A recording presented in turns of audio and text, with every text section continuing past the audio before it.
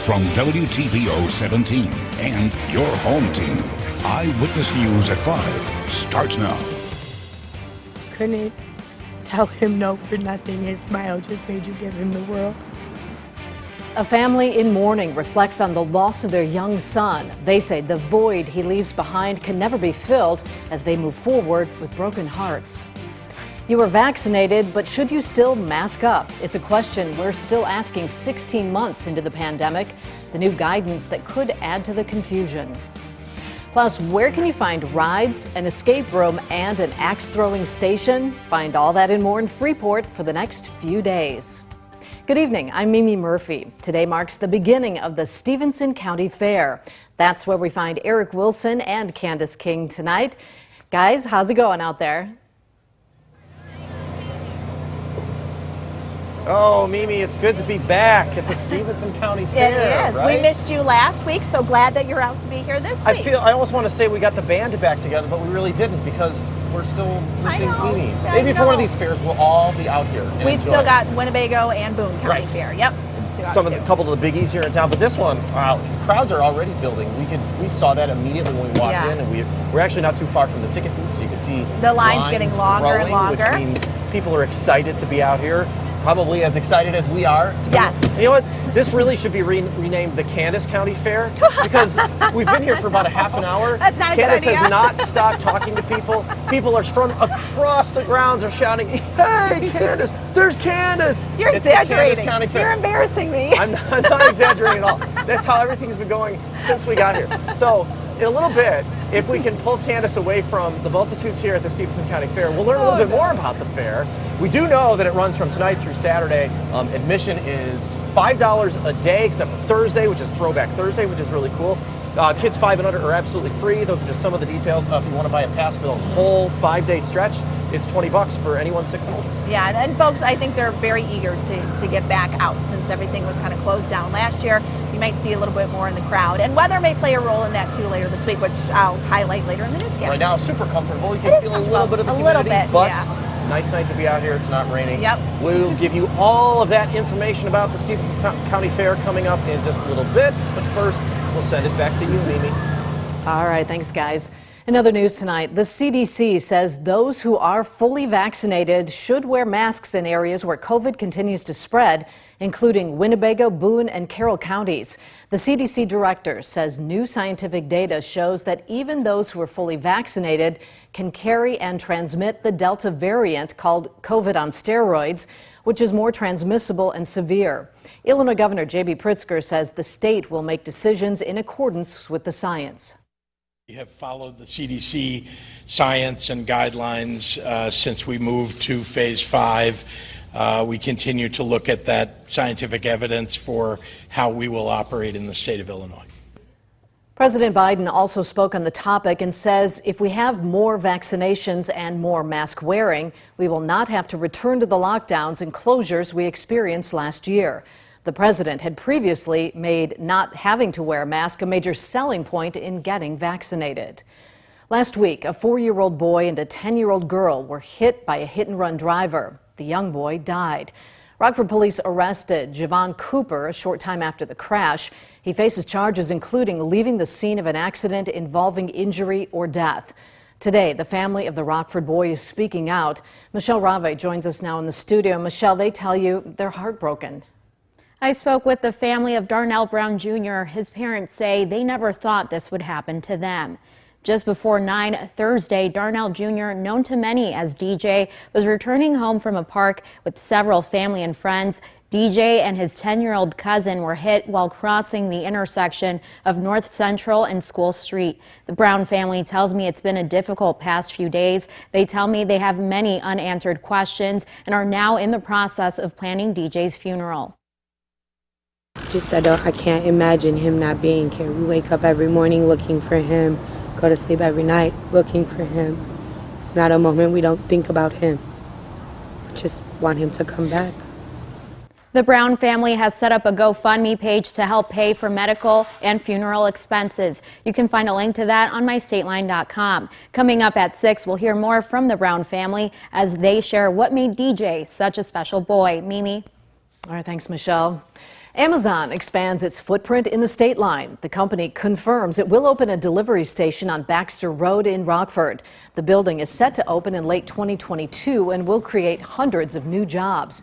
Amazon delivery stations are where orders are prepared to be sent out. Amazon's also creating a fulfillment center at the former Bonton building on Shepherd Trail. And the company runs an air cargo facility at the Chicago Rockford International Airport. There's also a location in Beloit. Rockford leaders address issues surrounding the city's homeless population. The city says most panhandlers have a place to live as well as resources to get by. A coordinator for the homeless tells Rachel Perry asking for money is just a way for some people to supplement their income. Rachel? That's right, Mimi. But I came across one man who tells me he needs the help. And the money he makes panhandling goes towards food, water, and a shower. It's been a nightmare, but if I had a base to start from, I'd go up. This is Tommy's Corner. I'm in a bad way. All I can think to do is ask for help. At East State and Alpine, he can make anywhere between $40 and $50 in just a few hours. How often are you typically out here? Almost every day. Every day? I try to make enough, to where I can get at least a hot meal. I went to the mission, got some clothes, so I'm not just a scum bucket, On Monday, the city of Rockford said the majority of panhandlers are not homeless.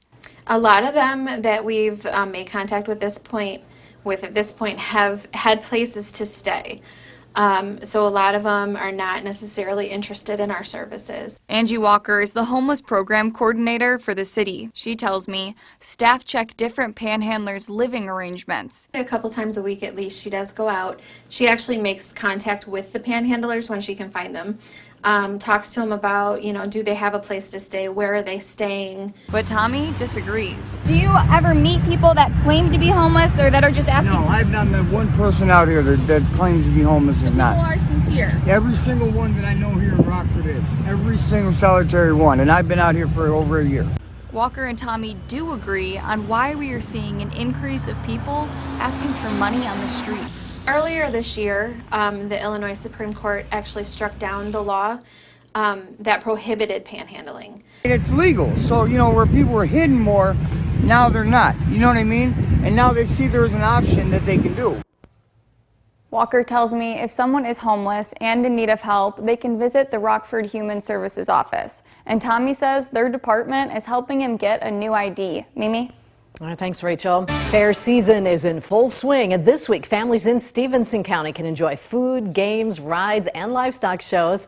Let's check in with Candace and Eric once again in Freeport. They have more on what it takes to put this event together. Guys? Mimi, it's almost like sensory overload, reminding us that we're at the fair. We can hear the people, sounds like kids screaming on the rides over there. You can smell everything. You can feel the breeze. I love There's a nice breeze. Fair food smell. And we're sort of being kind of rude because we have a guest with us here. Although I feel like today we're your guest. You're my guest. Right. Yes. Gary Milkey is the Stevenson County Fair president. And before we get too far, I made a big deal out of the fact that, Candace can't turn a corner without bumping into somebody she knows here. The other side of the True fairgrounds story. heard it, that she's here. They sent this sandwich up for her. It's the whole hog sandwich. And that come from the hog house over That here. looks really, The really other good. side of the fairgrounds. Heard you were here, Candace. Word travels here. We need to do this interview quickly, Gary, That's because right. we're going to be overwhelmed in this minute. That's it. This is I'll your hold on to sandwich. I don't this. want to touch it. Okay. You I'll don't hold want on to my this one. fingers on your sandwich. Well, no, I mean, What is a whole hog sandwich? That's made up about everything. It's got the ham, roast pork, tenderloin, cheese, whatever they got in that building, I think they put on it. Oh, man. So And it's all So it yours, is the whole- Candace. it is the Good whole luck. hog. I think there's bacon in there and everything. Oh my so- goodness gracious. Well, Yummy. bacon? What? I'm sure there's some bacon in there. There were 5 people around here that when you said bacon, I went, what? Really? Just Bacon? popped up. Let's talk a little bit about how good it feels to be back. Oh, There's so many people were disappointed. Really, county fairs all over were canceled last year. yeah. How does it feel to be back? It's great. We're back in business. We're open for business. County fairs throughout the state are happy to be going again. So here we're really excited. It's been a 2-year planning for this one, then we'll call it, because last year's stuff all carried over to this year. Sure. So what are some of the highlights that people can expect out here? Stuff we got here new this year. We got hatchet throwing. We got the escape room down here. We got a lumberjack show. The carnival's here. Tonight's the tractor pull. tomorrow night tractor pull, youth night going on Thursday. Friday we're going to wreck some cars out here with demolition derby. That's always fun. That's fun. And then Saturday we're going to have a truck challenge over here. So a lot to pack into 5 days. It's all packed in 5 days. And tonight at 6 is the Queen pageant, Queen right? contest, yes. We're crowning a new queen. Well, there's so much here to do. We can't talk all about it now. We're going to save some for 6 o'clock to let you know a little bit more about what's happening in the Stephenson County Fair. In the meantime, Mimi, back to you. All right, thanks, guys.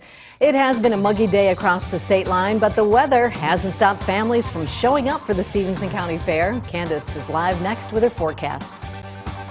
Now, your first warned weather forecast with Chief Meteorologist Candace King.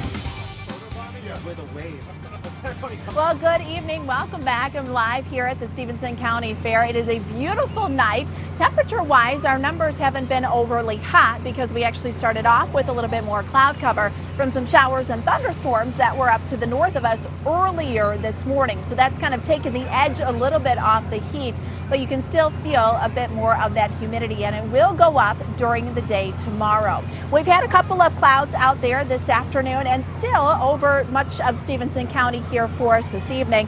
Watching some showers and thunderstorms, though, that kind of bubbled up over southeast Minnesota.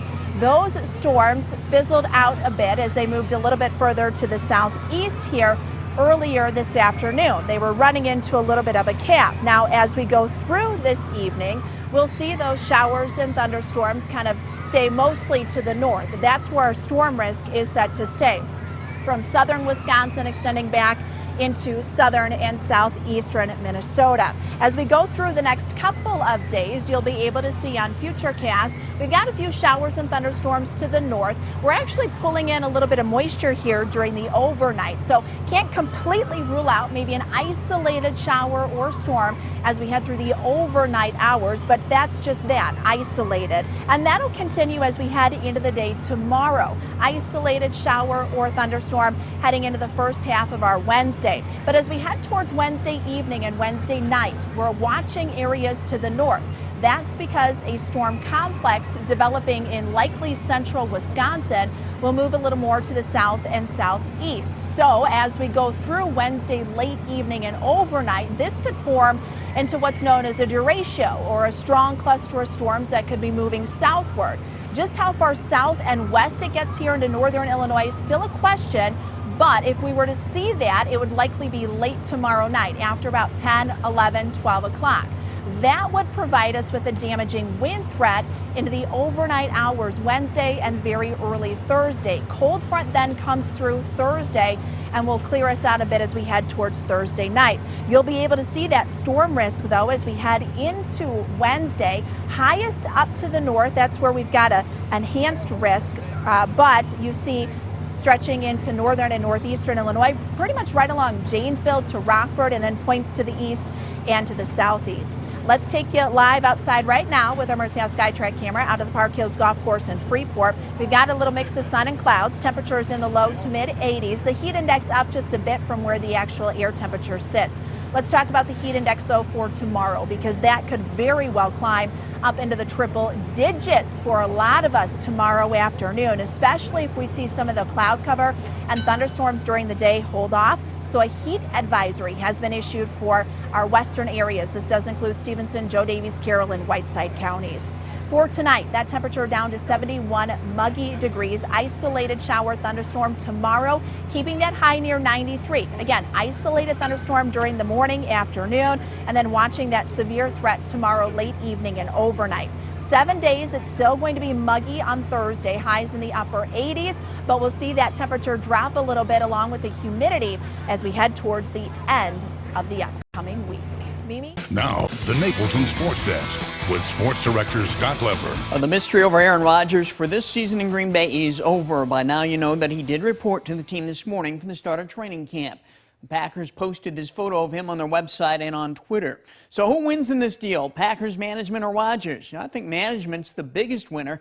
They get their MVP back for another run at a Super Bowl, and they get another year to develop Jordan Love. And right now, those are the only two things that matter if you're Mark Murphy, Brian Gutekunst, and Matt LaFleur. That's all they wanted. What does Rodgers get out of all this? Well, he does rejoin a team that's capable of getting him his second Super Bowl championship. and it sounds like the Packers will also bring back his buddy, Randall Cobb. But from the Rodgers standpoint, just kind of seems like he created 6 months of drama for next to nothing. The other big news of the day was the Blackhawks trading with Vegas for goaltender Marc-Andre Fleury, and no one saw this coming, most of all Fleury. I love this move from the Blackhawks standpoint. They've greatly improved to the most important position in hockey. Yeah, Fleury's 36, but he was voted the Vezina Trophy winner as the best goaltender in the NHL last season. Statistically, might have been his best season. So why do the Blackhawks, who are skewing younger, want a goaltender who may only have a couple more years left in him? One, they want to get back in the playoffs, create a positive vibe. Two, they don't have enough confidence yet in Kevin Lankinen and their other young goaltenders. Three, who better to mentor those young goaltenders than Fleury? And four, the Blackhawks need more positive publicity in light of recent reports that a former assistant coach allegedly sexually abused a former player. There's one big hitch in all this. Fleury was caught off guard by the trade and might not report to the Blackhawks. He could retire. Fleury's agent says Fleury is evaluating his hockey future. That's my take. We'll be right back. Here's a look at what's to come on News Nation tonight. Tonight on the Donlin Report, a punch to the gut. Masks coming back just when we thought it was safe. What does the ever-changing guidance do to the spirit of America? Plus, one of the world's best athletes walks away during the Olympics. Does it send a message about mental health? Now here's Leland Vittert with a preview of On Balance. Thanks, Joe. Testimony on the Capitol Hill riots. Americans deserve answers, with both sides pointing fingers. What do we all have to gain when it's said and done? That's coming up tonight on Balance, followed by News Nation Prime. You can catch News Nation tonight on cable and satellite stations that you see here. You can also head to newsnation.com. Now let's head back out to Candace for a final look at the forecast. Well, it'll be a little warm for us here this evening, but not overly humid. Temperatures in the low 70s tonight. Heat index near 100 degrees tomorrow. Stay safe if you're going to be out. We'll see you at 6. Stay safe.